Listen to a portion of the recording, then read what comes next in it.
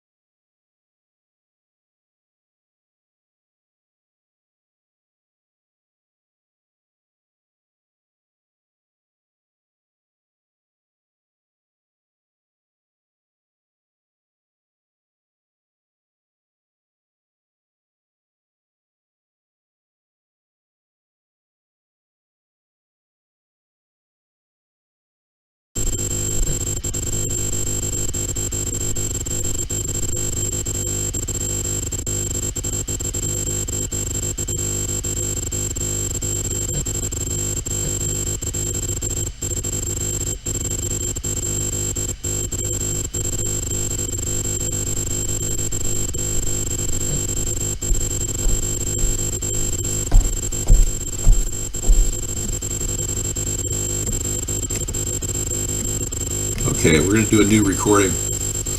All right, so now you should have sound. It was a rave. It was a rave sound that I was duplicating. How about now?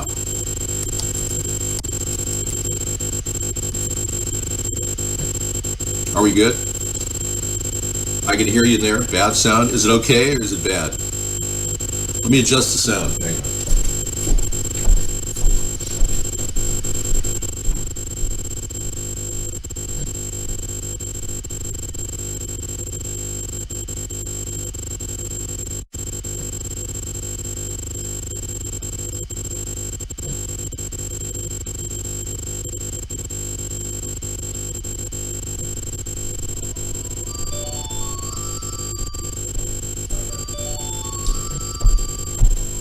All right, yeah, there's some sort of a bleed through over here. Call from. To accept, press 1. To send a voicemail, press 2. To accept, press. Okay, yeah, go ahead. What's the question? Hello? Yeah. Hello? Anyone question? No, no question. Okay, we got some background, like real background sounds coming in, bleeding in through the feed, but you can barely hear it on your end. Yeah, but here we go again. I'm going to record.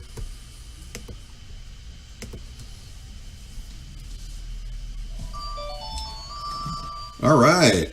Welcome, everybody. Welcome to the show. We are great. We are up and running. This is today's David's Kitchen show. We're going to be making a rice dish. I'm going to be using chicken with the rice dish after, and we're going to get started right now. So, as we set up the kitchen, we're going to show you the first step to making rice. Now, I have literally 40 minutes to make rice. If I don't get the rice going ASAP, it won't be done in time. So I have a very limited window here to get this rice in the rice cooker. What is a rice cooker? It is this device right here. Hang on. There we go. This device right here. And it's a pretty good device to have in your house because it really saves on energy. First step is to put a little bit of olive oil at the bottom. And spray that in. Okay. Then I'm going to get about a large cup full of rice. And earlier I showed you how to proof test your rice. You want to basically see if it's floating. If that rice is not sinking to the bottom, it is contaminated with plastic. Now they are selling plastic rice in the market, so be careful. If it's floating, do not eat it. Okay. You still hear that sound? Yeah.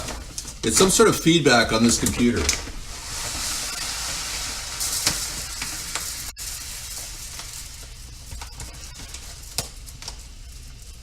I'm going for a cup of rice. There you go.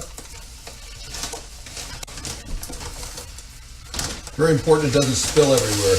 Okay. I'm going to rinse that out with filtered water.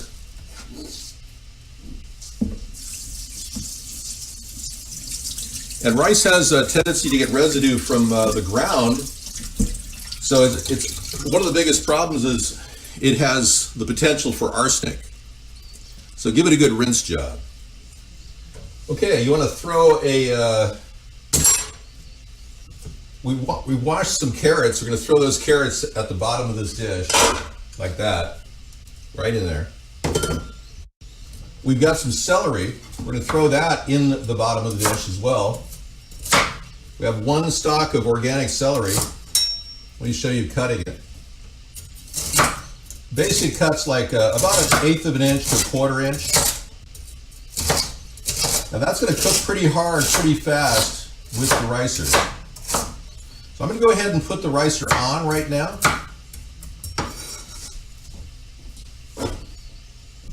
And we're cooking with the drippings from a turkey dinner we had 2 weeks ago. So that's all going into the rice. That's the best part about this meal, I think.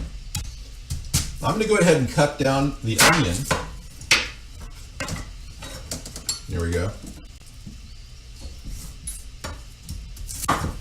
Peeling off any exterior skin. Okay, peeling off the skin. Yeah, I think this computer has some internal noise that we're going to have to deal with. And if that's bleeding through the audio, we'll know after the recording.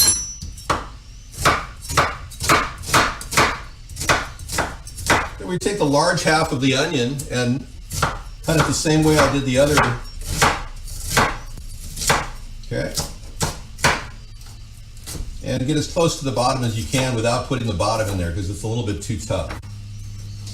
Okay, I'm going to throw that in the ricer. So you got onions, celery, and carrots at the bottom. Then you take your trusted Italian seasoning and throw that on top.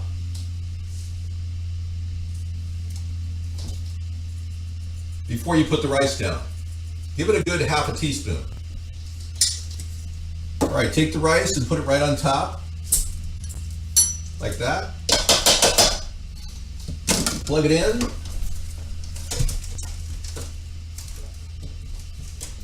And you'll see the light go on. It just hit the start button right here. Go down on it. I'm going to put all of the turkey droppings in on top of that right now.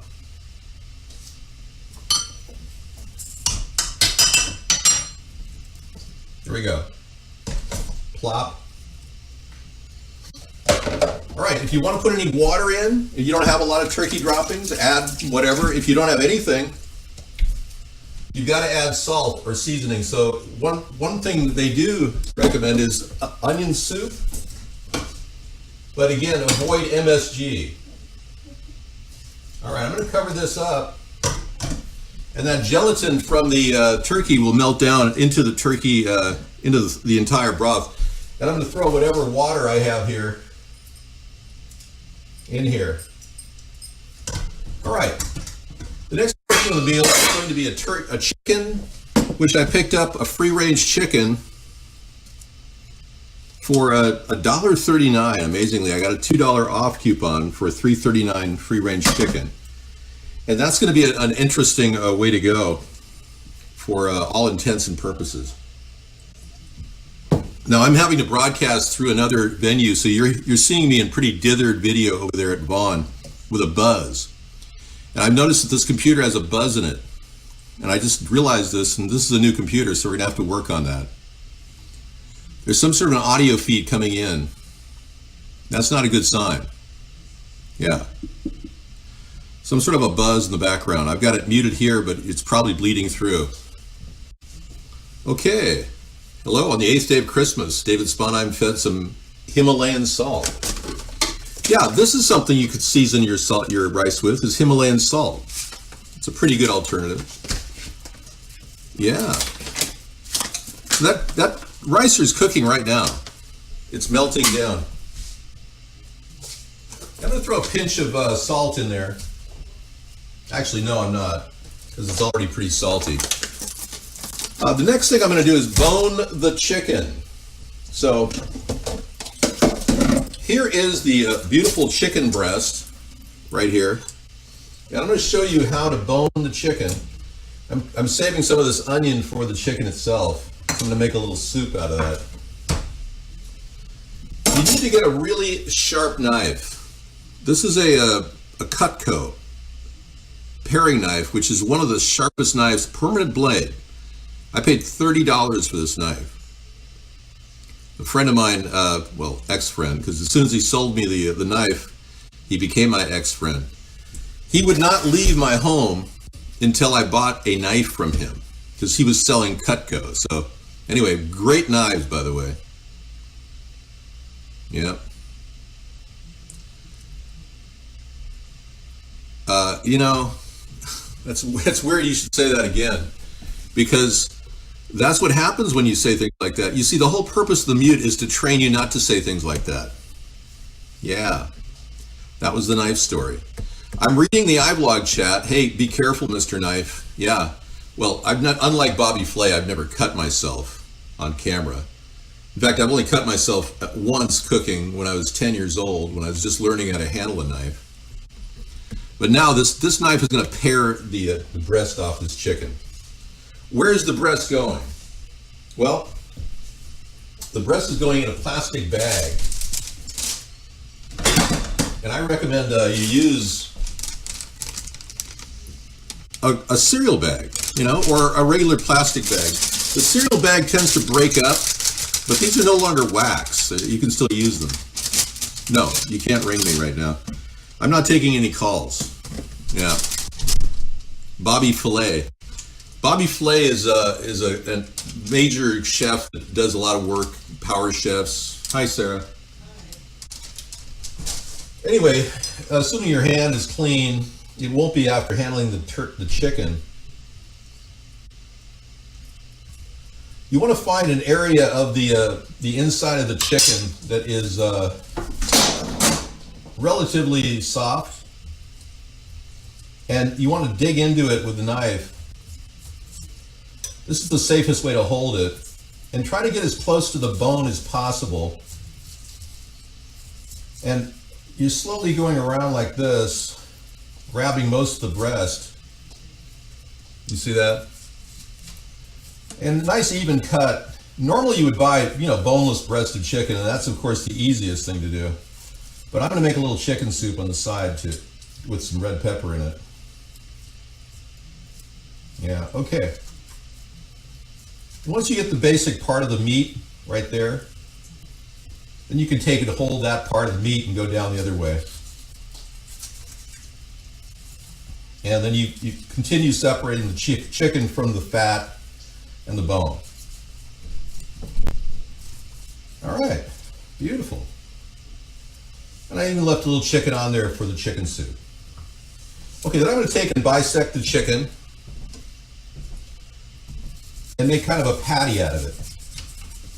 There we go. Hi, Sarah. Yeah, we had a major crisis there. There's audio pounding through the inside of that new laptop. Look at that. Oh, Some sort of major noise going on. I hear a fan. Well, I hear. You see the line on the audio track? Yeah, I can hear it. That's not good. That's a serious audio bleed. Yeah. We'll have to look at our settings, but there's something wrong when audio comes in that hard. Okay, so I put this breasted chicken in a plastic bag, and I'm going to rinse my hands off. That's number one. And always have a paper towel available. Wipe your hands. How are you doing? Everything good? Good. Do you need anything? No, I'm good. You go ahead and warm up in the room. I heated it up for you. I'm going to take some lemon and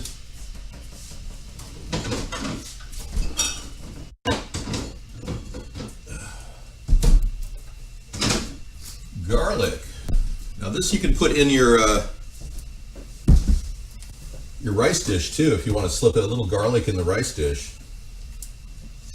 But I'm going to take a spoon of this garlic right here that I bought, a bulk amount of California garlic.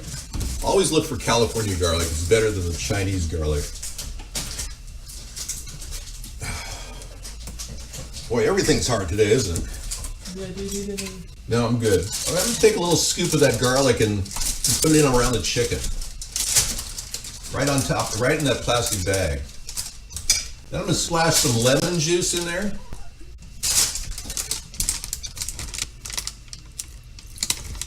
About a tablespoon. And you can put any other seasoning you want in there too.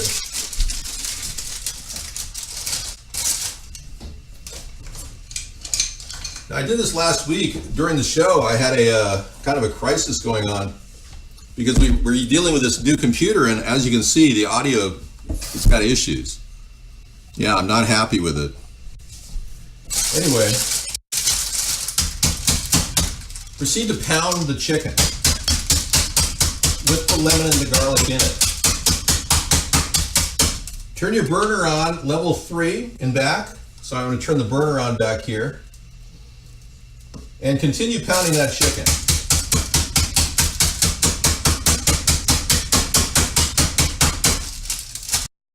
Beautiful. I don't care if it came out of a freezer, it'll still be tender.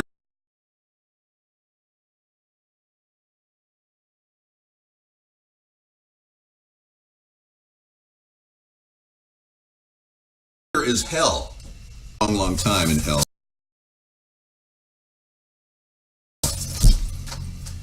Yeah. All right. Time to relax. We're halfway through. Wow. We got this far, and we're being broadcast through another venue, and you're watching me in low res at Vaughn. Well, this was a free range chicken, so I'm happy to say. Now, some of this food has got to be cut up. I'm going to use a portion of the onion right here. I'm going to take a clean knife. I don't want to use my contaminated chicken knife. And just pull off the skin off the remainder of the onion. And I'm going to put this portion of the onion in a little olive oil on the pan behind me that's heating up right now. All right.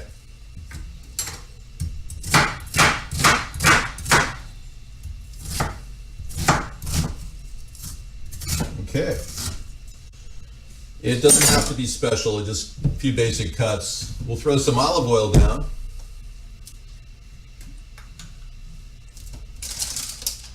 About 2 tablespoons.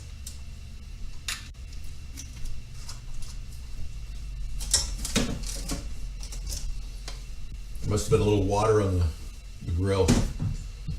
Okay. Then I'm going to throw that onion on top of that grill. Right there like that. And then I'm going to cut up the peppers. Now it's best to always make sure you cut off any of the blemishes that are on there. So I'm going to cut that little blemish area right off. See that? Everything else is perfectly fine and will be very functional. You can pull the bulb of the seed ball out and plant it if you want to start your garden. But it has to go to a greenhouse in the middle of the winter, so that will all regenerate.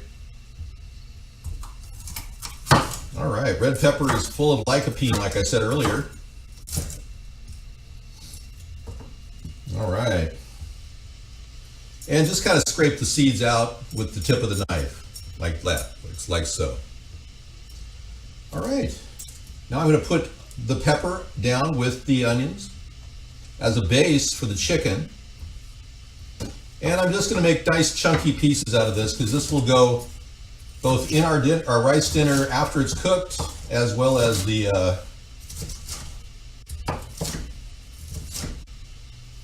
as well as the meal I'm making, the soup. All right, we're gonna go ahead and put that in there. Now these I grew in my garden. They're Anaheim peppers, and they just produced. And we're like freezing out here, and we just pulled this out of the garden. So because I regenerate these, I'm gonna use the seed balls to plant new Anaheims for next year. And they are very hardy, and they really grow well in a cold environment. I was quite shocked. They're considered very mild on the heat index. They're above green pepper and below poblano peppers. Anaheims are. Okay. I'll put that in there in the meal as well. Just kind of dice it up. That'll go in the soup. It'll add a lot of taste enhancement to the soup. Okay, I'm going to turn this up to level 6 in the back.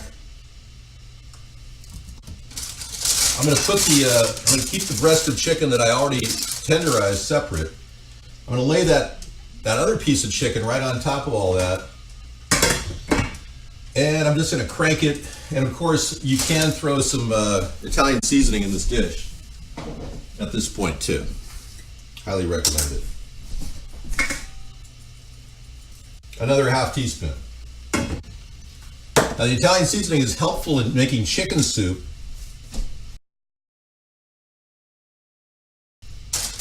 All right, that's weird. It says just died down. The audio did. Huh. So put about I'd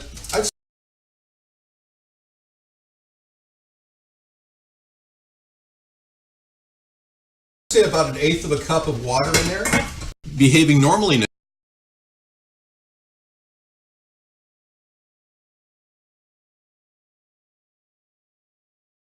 now.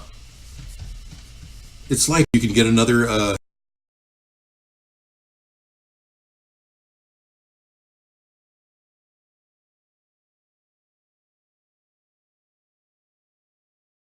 like a baggie, a standard bend to the process.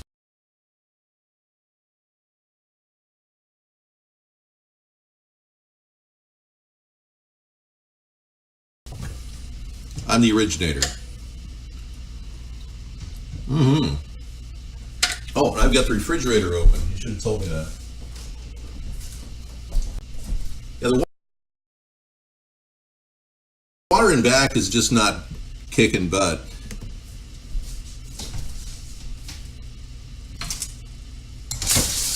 Man, there was a lot of water on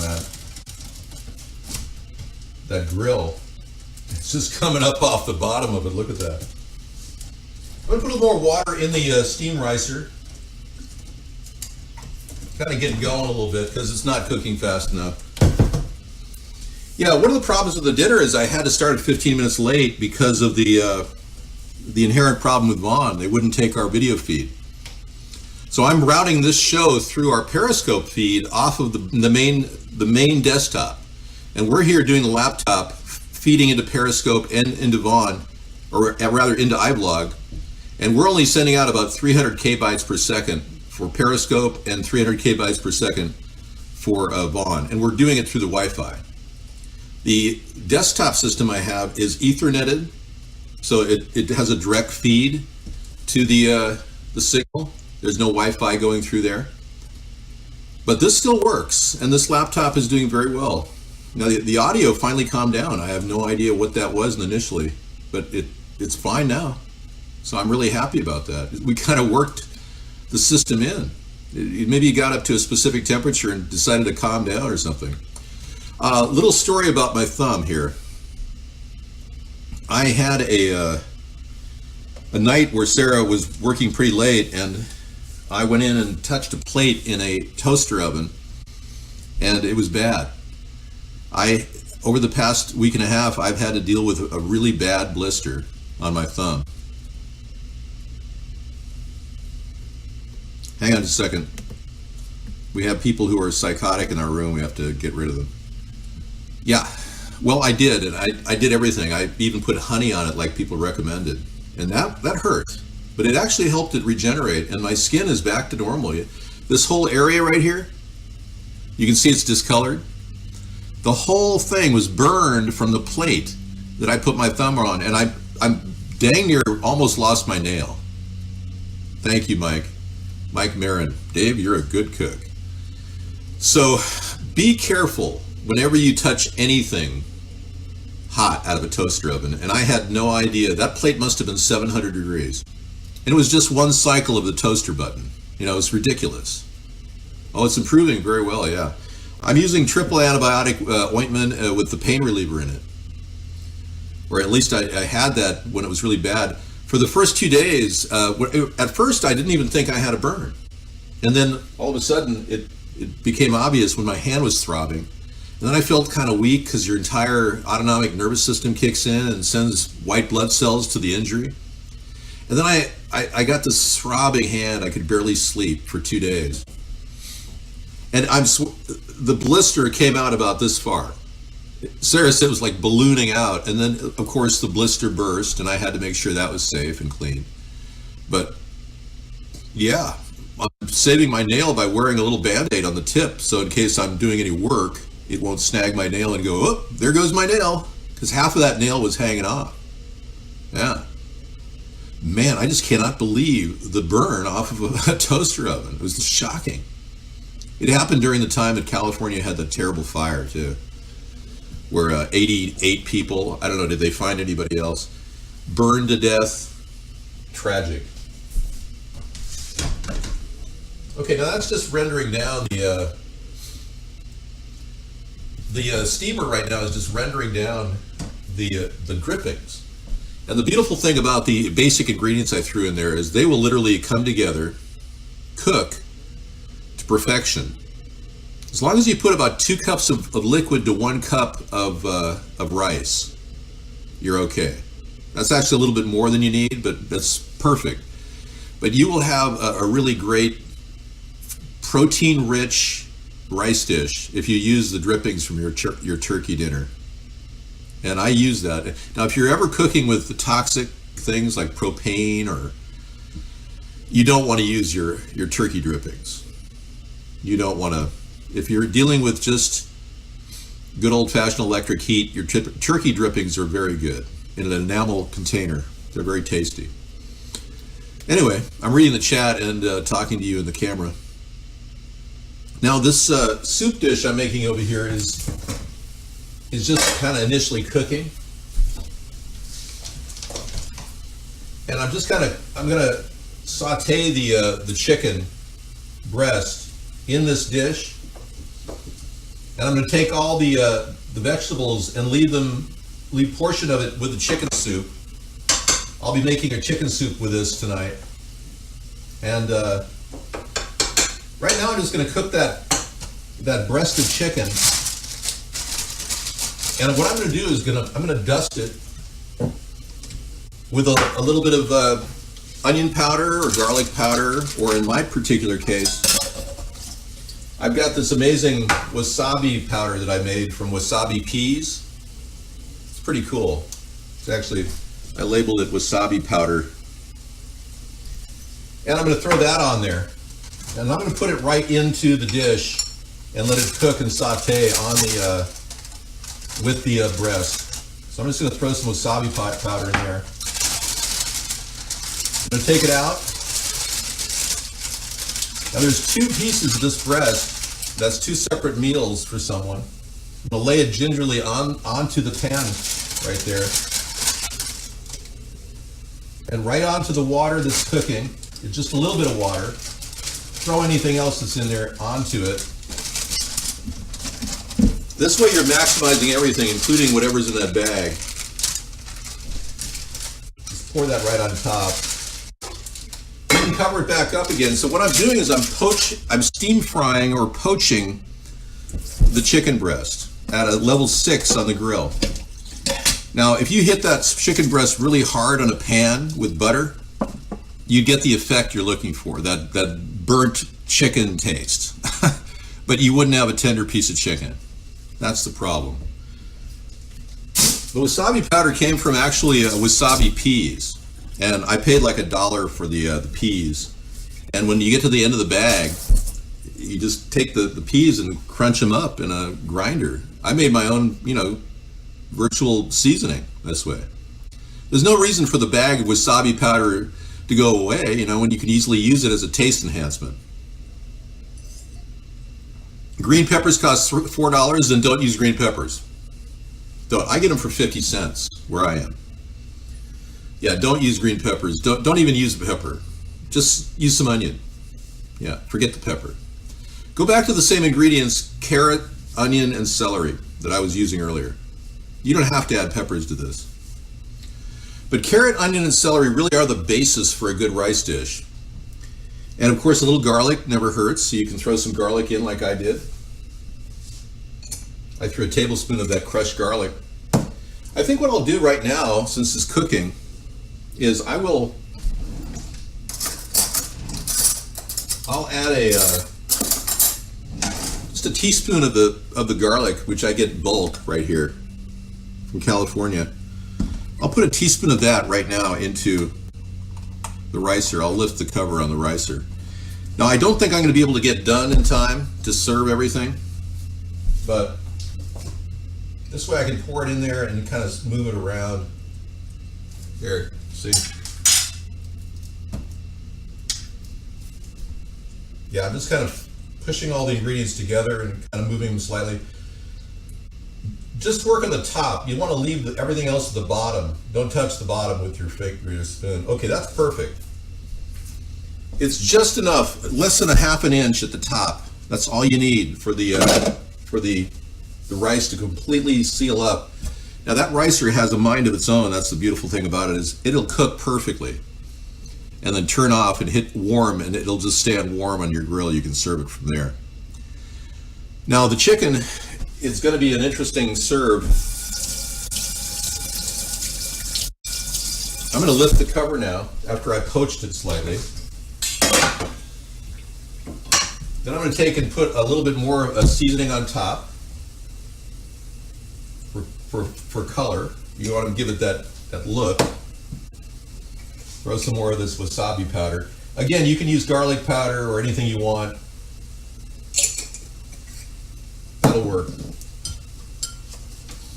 All right. Flip it over. There you go. And you can serve this with a bit of the red pepper on side, or you can serve it on the rice itself. But when the rice is done, you plate up the rice and put the chicken next to it, and you've got yourself a nice meal for two for $4. Yeah, I think I'm gonna use the rest of the breast. Once I pull these out of here onto the plate, and they'll be done in just a few minutes. I'm going to keep the lid ajar so it doesn't get too steamy. Otherwise, it could make it rubbery. Now you pull the lid off. Okay. Okay. And then I'm going to go ahead and rip out of here and start to show you the room. Yeah. Okay. And thank you for coming in, everybody. This is a great way to, I'm actually making 3 meals of this. I'm making 1 meal for 2 people. I'm making an amazing rice dish. Oh, no wonder it was scanning my computer. Okay. Antivirus was what was causing the computer to do yeah. I'll tell Sarah. It's a great computer. It's a Dell laptop. Newest i7, 8th generation, Intel Core. Has a solid state hard drive and an additional 1 terabyte hard drive. Has 16 gigs of RAM. Yeah. One of the ways you can dress the chicken too when you present it, you can put a little Parmesan on it. I like to throw a little paprika on here just for color, give it a little color. Yeah, thank you. And when the rice is fully cooked, that little thing pops up and stops the cook cycle, and then you just pull it out of the ricer and you're good to go. You can serve rice up. You can put parsnips, yeah. If you have parsley, you can put that in your soup. At this point, you can put it whatever you want in the soup. I'm just going to cook the bones down and kind of make a light soup, because what I do is I actually have a container of of endami, or as they call it, wakame. I've got some wakame pre-Fukushima. I'm going to put in that rice into the chicken soup. You only have 15 gigs of RAM. That should do. 16 is perfectly ideal for broadcast. We have 16 gigs in the other one. We have 16 gigs in this. It's working great, by the way. It was overheating because of the antivirus thing. The fans were on or something.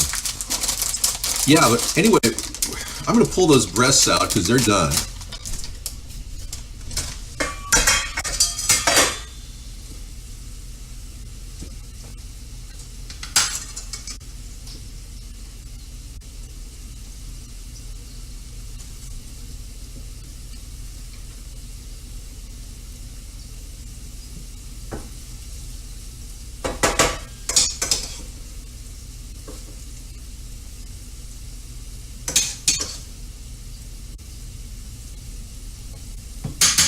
Beautiful.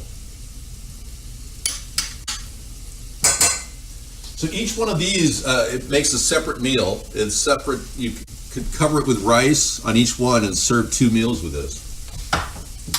And like I said, to show it off, you could put a little paprika on top. So just kind of lightly dusted. You don't want to use too much paprika. That's enough. Okay. I have a couple other spices like Patty LaBelle's. I'm going to probably use the rest of this. It's a really tasty, non-salted seasoning. I got these for a song one day. Pun intended, Patty. All right, I'm going to throw water on top of that chicken now.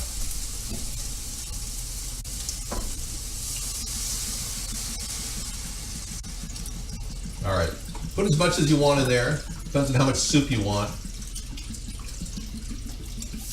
That should do me. And then take some seaweed. And this is called endami and wakame.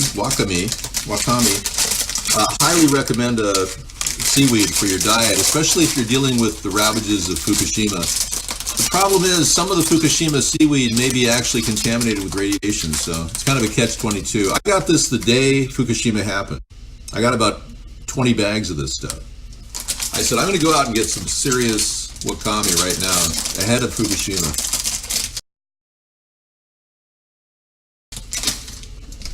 Okay, I'm going to put the, you just put those in there and they'll open right up. So I'm making kind of a chicken miso soup on the side with onions and peppers. Isn't that great? And turn that down to a low and let it run for a good hour or so, maybe 2. And you'll have yourself a chicken soup. So I really made 3 meals for the 1 meal that I'm saying up here at the top. Hey, thanks everybody. I'm going to start the show in the other room. You get the idea. You've got a full, probably 8 servings of rice here. You've got a chicken soup, 2 breasts of chicken waiting for digestion here. So very nice meal. I'll probably just put a cover over it and serve it later. Thank you for watching David's Kitchen. I will be back next Thursday with another great recipe. In the meantime, let's get into the show and start talking politics. Cooking up politics. Thanks for coming in, everyone. Bye-bye.